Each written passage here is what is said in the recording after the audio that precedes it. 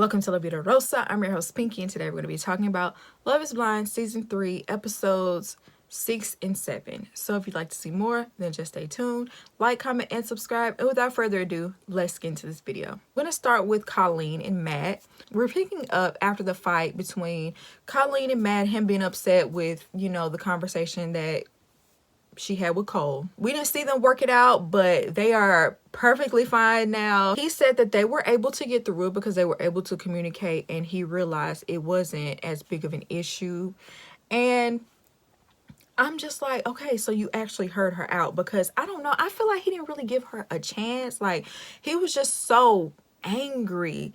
He let that anger come over him before he fully heard the full story.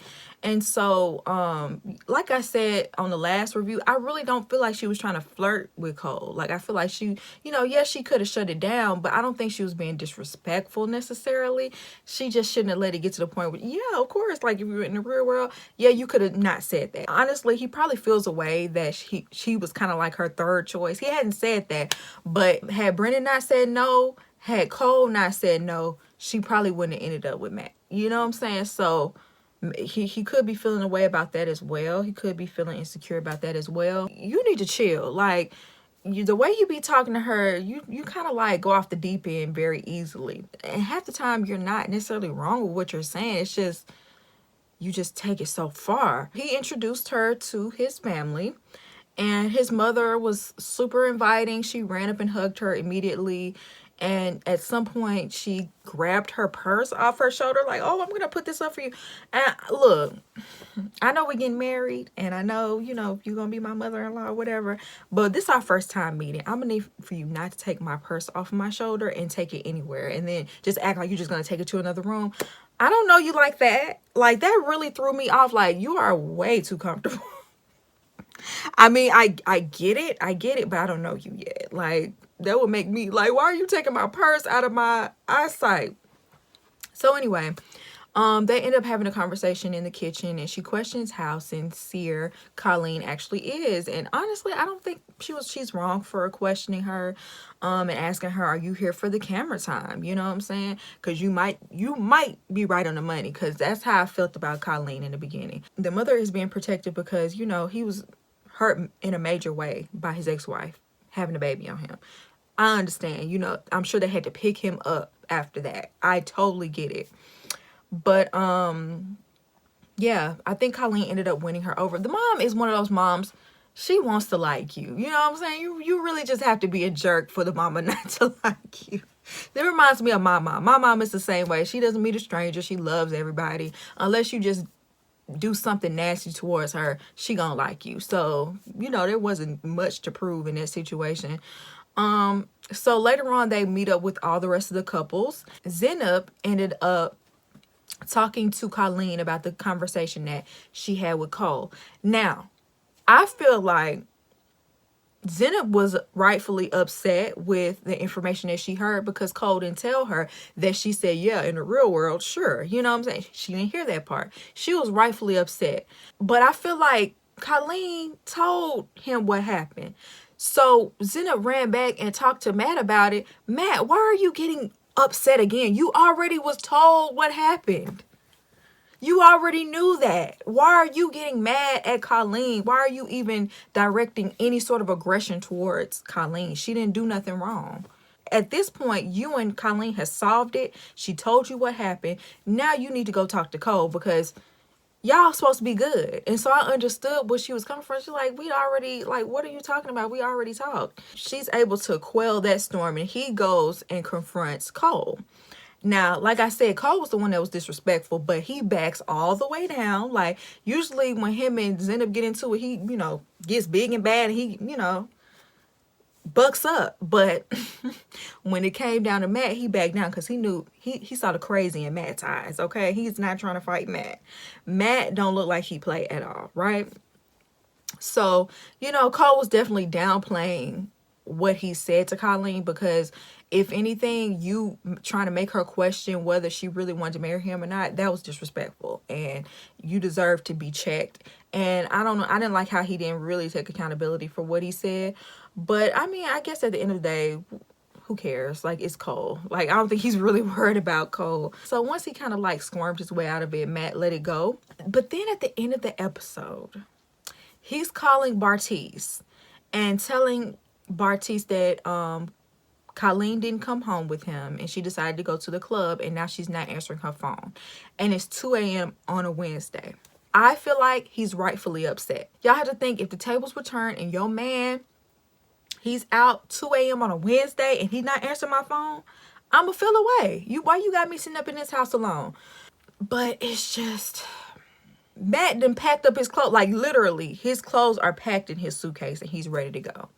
And I feel like you kind of blow up at the drop of a hat. I'm not saying this is like a small thing and you shouldn't be upset, but just how you just blow your top so quick, you got to get your anger under control. And honestly, either you're gonna leave her or you're gonna try to make it work, but you keep throwing these ultimatums. You do one thing I don't like and I'm gonna leave. Like, leave. I'll call you on your bluff. Leave. Bye. Pack your bags and go. Bye.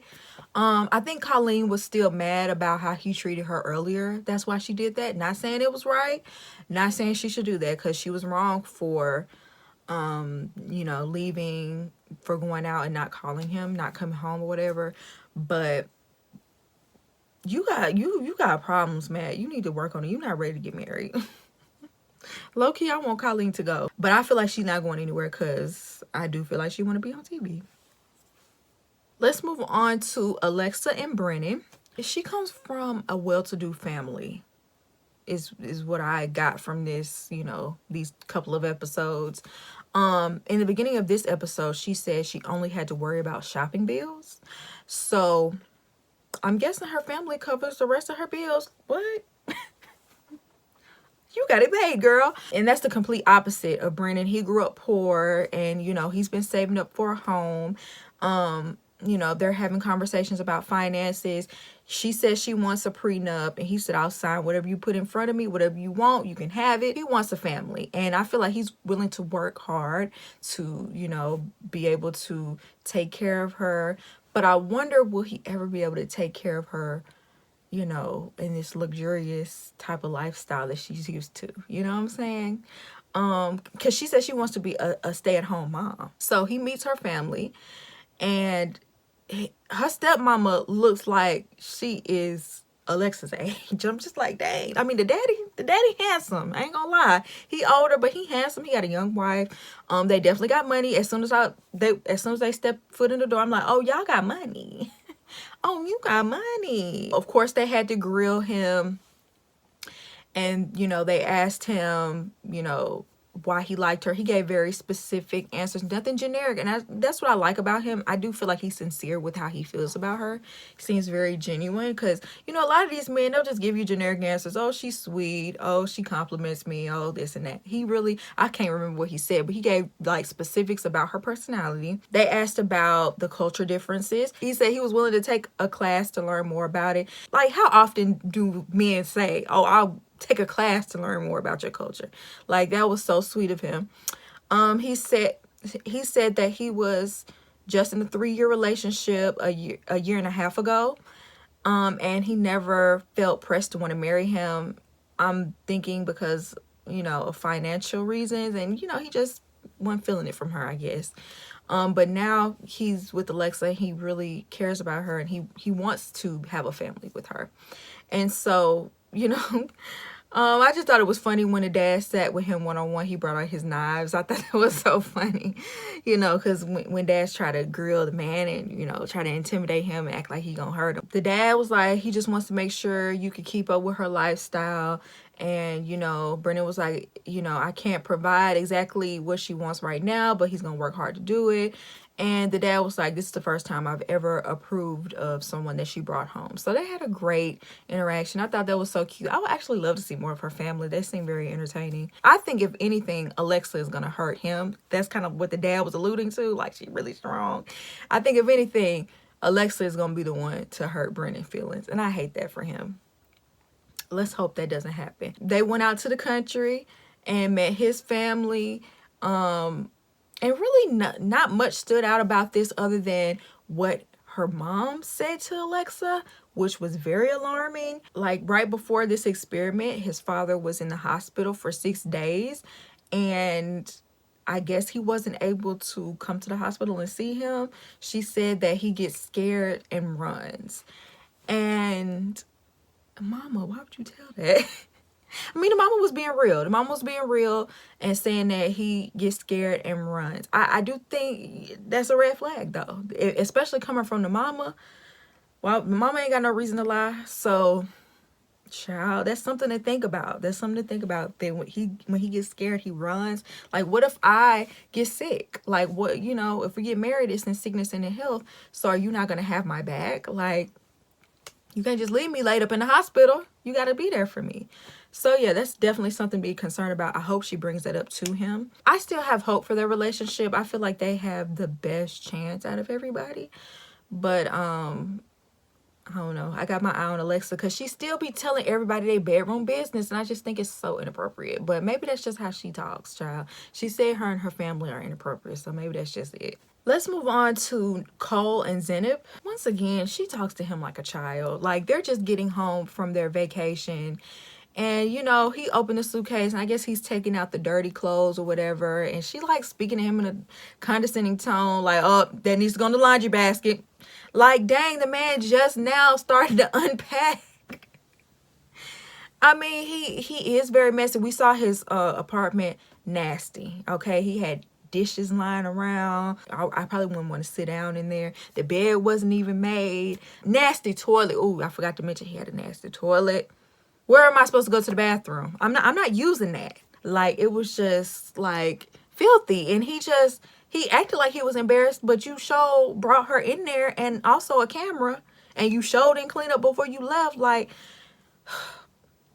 so I can understand where she's coming from. She's trying to get ahead of it, but it's just the way that she does it. She talks to him in such a, you know, a motherly way, and that would be annoying. Like, we're in a relationship. You're not my mama. But they claim that they feel stronger after all that passive aggressive fighting they were doing on the vacation. And it's like, if you got to overcome this much in the beginning, that's not a good sign.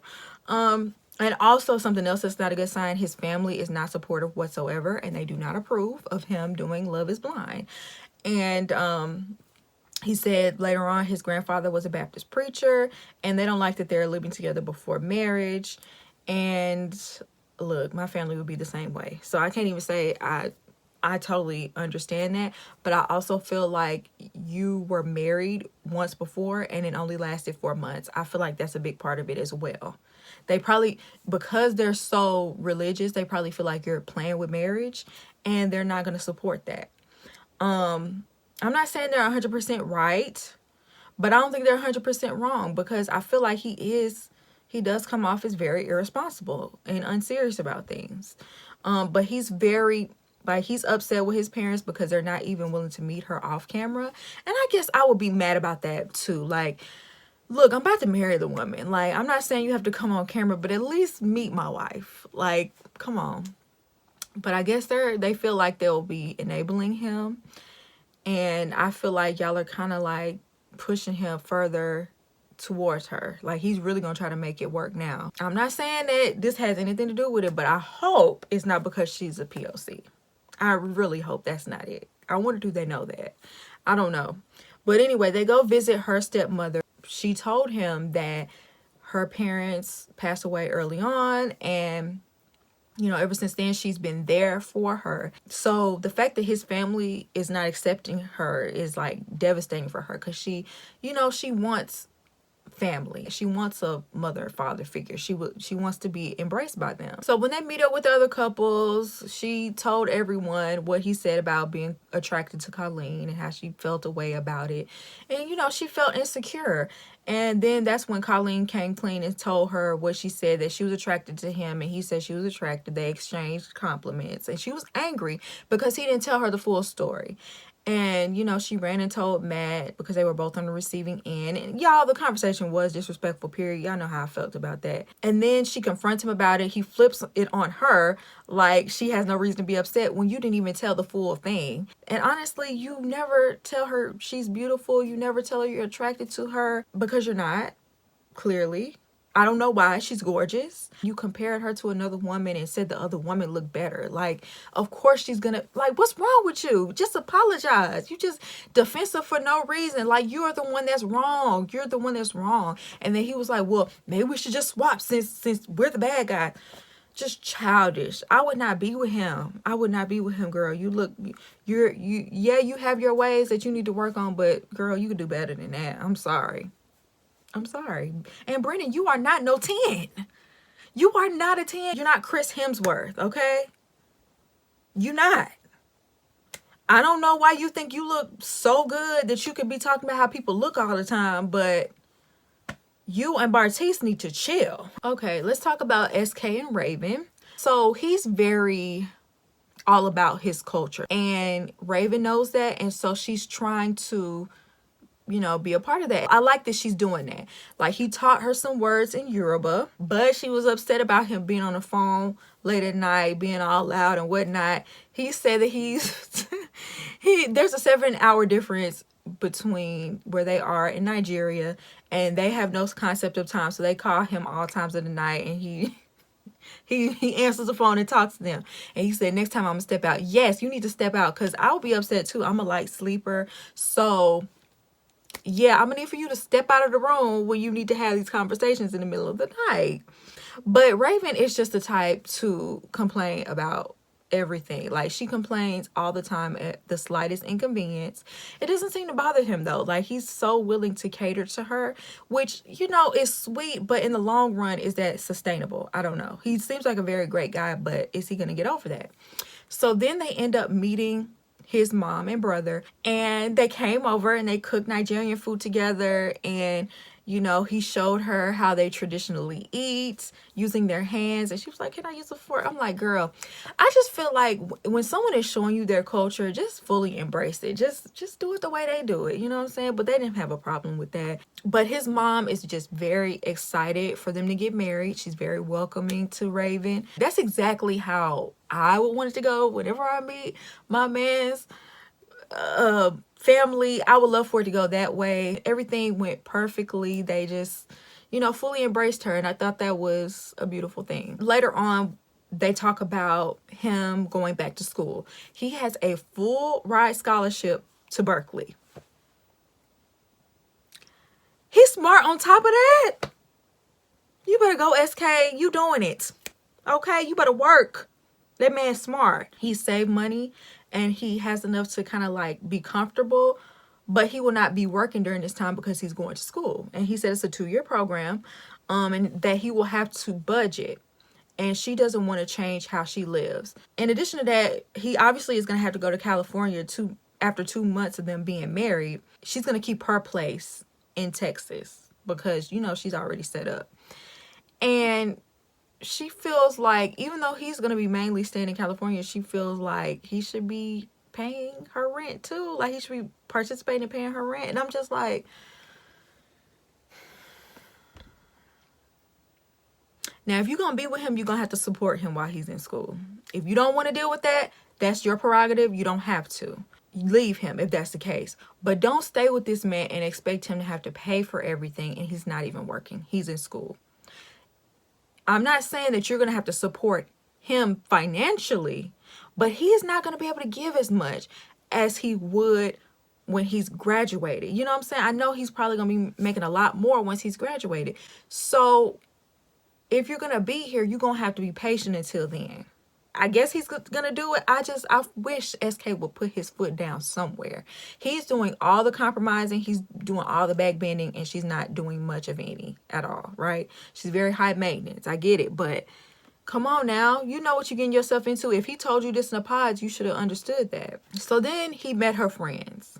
One of her friends told him that, oh, I was expecting somebody tall. Basically telling him that he's not her type whatsoever. And low-key, you know, alluding to the fact that he's not as attractive. Like, that's what I was getting from it. And I was like, rude, very rude. And then they made sure to tell him that, you know, she's a workaholic and she's not the type to be at home cooking and having a meal waiting for him at home. You know, she'll probably make it home after he does. You know, she's a go-getter. She's ambitious.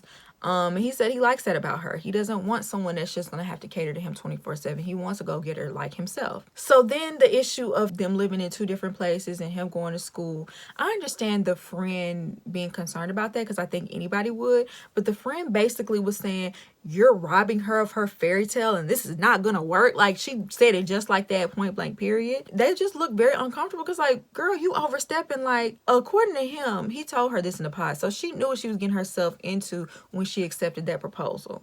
So even if I agree with what the friend was saying, you are way too invested. You need to calm down. They come off as frenemies to me.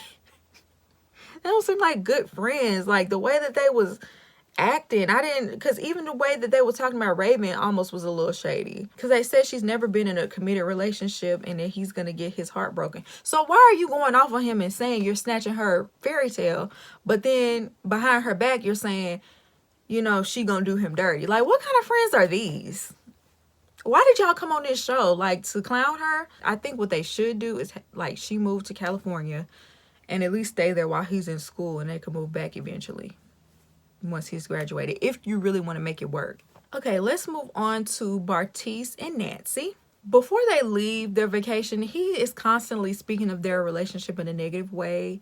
He just makes it seem like once they get back to the real world, he's the only one here that constantly refers to the real world. Him and Cole, like, once we're in the real world, y'all, you're in the real world right now. You are. Like, yeah, this experiment is crazy and y'all were, you know, on vacation or whatever, but that's a real person with real feelings, and you're not treating her like that. He was just making it seem like they're going to be doomed by the time they get to the real world. And that was foreshadowing because, you know, he was going to sabotage. So once they get back to the real world, we find out Nancy is a whole boss out here. She owns 5 properties that she flipped. She's worked with her ex in the past and they share 2 properties. Bartise claims that she downplayed how much her ex was involved because her name is on the properties with her ex, but the ex is the one that's paying the mortgage and earning all the income from the tenants. We find out that if he ever decided to stop, it would all fall on her, but something tells me Nancy would be good. And why would it all fall on Nancy? Because if both of their names on there, wouldn't it fall on both of them? I don't know. She told him that she wants to be able to, you know, buy properties with him and she wants to share an account. And I'm just like, girl, you probably should have kept it to yourself. Okay, y'all don't need to be sharing nothing yet, you know, and don't be telling him all of what you got going on, how much money you got and all that, okay? How much you be investing into these properties, because, you know, he liable to stick around just so he can get his hands on your money, all right? She introduces him to her dad and her brothers. She's the baby sister and the only sister, so they're very, very protective. He sat down with the brothers. The brothers was not playing with him. The brothers was not playing with him. They was giving him the side eye the entire time. They was not here for Bartise. They didn't care what he said. I don't care what answer you about to give. You could just tell that they were not going to be easily won over in one conversation. Because like they said, I don't know you, okay? We still trying to figure out who you are and why you want to marry our sister in the first place, right? I don't blame them. So they asked him, you know, what do you like about Nancy? What made you want to marry her? He was giving very generic answers, and the brother called him out about that. Shout out to you, brother, for catching that. He claims that he's usually closed off and emotionally unavailable, but Nancy opens him up, yada, yada. The brother was like, well, what if she gained 400 pounds? Would you still love her? And he said, I would not be attracted to her, but we would get through it. I'm like, you're not attracted to her now. So I know if she gained 400 pounds, you'd really kick her to the curb. You know, kudos to you for being honest, I guess. But, you know, once again, it showed how shallow he is. Either way, the brothers were not buying it. Okay, they were not here for Bartise. Then he gets introduced to her mom. Mom got straight to it on the financials. Asked him, you know, how much debt he was in. He said he has student debt and a car note that equal to $15K. In debt. Their family doesn't believe in debt. The mom has a bail bonds business. Okay, they like to pay things in cash, and shout out to them for having that mindset. I feel like that's a great mindset to have. But she told him, I read people for a living, and so I can tell when somebody's lying. I could tell, you know what I'm saying? He immediately got nervous. Like, he was trying not to look nervous, but you could tell that he was trying to hold himself together, but he looked a little bit nervous and a little bit like he was about to get an attitude, right? Mama do not play either. That's where the brothers got it from. And so I don't think he wanted mother over either in that situation. They saw straight through him. Straight through him. And I was so like, oh, I loved it. So when they're alone, they have conversation about children. And he said that he wants to have kids in 2 to 4 years, right? She's concerned about age. I believe she's 31. And she says, you know, once you get to like 35 and beyond, you know, kids are more likely to have birth defects. And, you know, he was like, well, my mom had me at 36 and I'm just fine. That's debatable. That's debatable. And, you know, I feel like that's a real concern for older women that want to have children. I feel like it's a real concern for women in their mid to late 30s. Like, for him to just be so dismissive of that, just says a lot about him as a person. Then she brought up, you know, would you, I don't want to use the word because I don't want to get demonetized, so I'm just going to say unalive the baby if the child has a birth defect. He said he would never, and she's worked with people that have, you know, had children that had special needs in their family and how it tore the family apart and how, you know, difficult it can be on them, and how she worked with them, so she would come home and cry every day, and she just seen the trauma behind it. And so they basically discuss, so they delve deeper into that conversation, and he's pro-life and she's pro. Okay.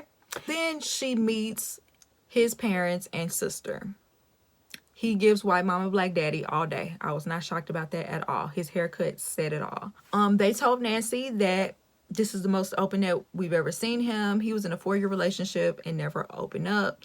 And I think that's a red flag, because just as simply as he opened up, he can close up. And we saw that later on. They started asking her about herself, and she started talking about being debt free. And it just felt like when she started talking about being proud of being debt free and her accomplishments and things like that, he cut her off so quick because of his own insecurities about being in debt. Because he was like, yeah, I told her, you know, we had an argument about, you know, being debt free versus the experience you get when you know, had student loans. Like, now, I'm not saying people should judge others for having student loans. I have them myself.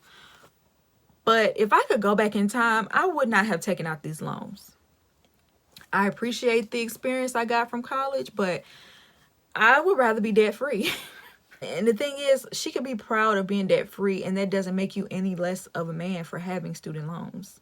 He's still mad about what the mama said the other day. Then he brought up the whole conversation about being pregnant with a child with an abnormality and whether you would unalive the child on the first time meeting her. Why would you bring that up? Why would you bring that up? Why would you bring that? That was not y'all's first conversation. Y'all didn't have that conversation in the pod. Why the first time they are meeting her, this is going to be the first impression. Why would you bring that up? You knew exactly how they would respond. See, he wanted her to be grilled the way that he was by her family. And it wasn't going to happen because she's a sweet person and she, you know, is genuine. And she's actually on top of her stuff. So why would they have an issue with her? No, he didn't want her to have an easy time. He wanted her to be grilled. He wanted the situation to get ugly. He did. The decision is between you and her. If y'all decide to do that, that's between you and her. That's not for you and your family to have an opinion on it. You know what I'm saying? They can have an opinion all they want, but if y'all choose what y'all want to do, you know what I'm saying? When he brought it up, the sister started crying. Child. She explained herself the same way she broke it down and explained it to him. She explained it to the family. At the end of everything, they said they still liked her, but you know that they judging her now because of their difference in that view. And I just was like, oh, you trying to do everything you can to make her break up with you. So at this point, he is just flat out not attracted to her anymore. He just being completely honest about it. And instead of talking to her, he's pulling away and giving very passive aggressive digs to her. Like she said she wanted a hug from him and he called her needy. Because I want a hug from my man. Like that was so nasty for him to say that to her. And, you know, she was crying because he's not being straight up with her. He just rather be a jerk instead of just being 100% real and telling her how he really feels. So then they all meet up with the other couples, and then some other people from the pods that didn't get matched showed up. And so Andrew was one of those people. And if you remember, Andrew was one of the people she was grappling with, whether she wanted to choose Bartise or Andrew, right? So she sat down with him and she said, yeah, I don't have no regrets about not choosing you.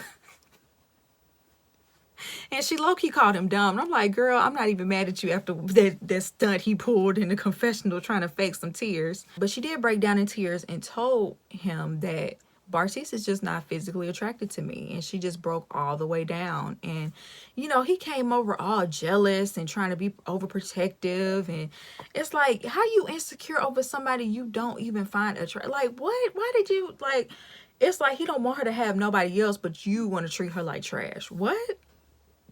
She didn't do that to you when you was over there talking to Raven. So later on, she confronts him about not being his type. And, you know, he goes on and on about looks do matter. And, you know, she's sitting up here like, you know, I love you. You don't return the love for me. And I was like, I don't know. It's almost felt like she was begging this man to be attracted to her. And I'm just like, no, Nancy, you got way too much going on for you to be begging a man to love you. No, we're not doing that. And then, you know, he brings up the fact that he had a problem with her ex and the fact that they disagree on the fact that he's pro-life, and him not being physically attracted to her is making those things work. Then leave her, because y'all do fundamentally disagree on serious things. Leave. Why are you stringing her along? You know you don't want her. You know you're not physically attracted to her. You know, and they were having a, you know, serious conversation about how they are, you know, incompatible in that way. And then Matt called and kind of cut them off. But when he was talking to Matt, he was just talking about, like, I wish I had the problems that you have. I'm not even, you know, basically, I'm not even attracted to her. And I'm just like, leave this woman in. But you know what? I think it's not going to work out, because we didn't, in the previews, we didn't see any clips of them at the altar. So I don't even think they're going to make it that far. I hope she came to her senses and don't give him the time of day after this, girl. Let him go. He's not worth it. He really ain't. He lame. He corny. He ain't even on your level when it comes to money. If anything, he will bring you down. He already knocking down your self-esteem. It's only going to get worse. So y'all let me know what y'all think about this review down below. Did you agree with me? Did you not agree with me? I would love to hear your opinion, and I hope you enjoyed this video, and I'll see you in my next one. Peace.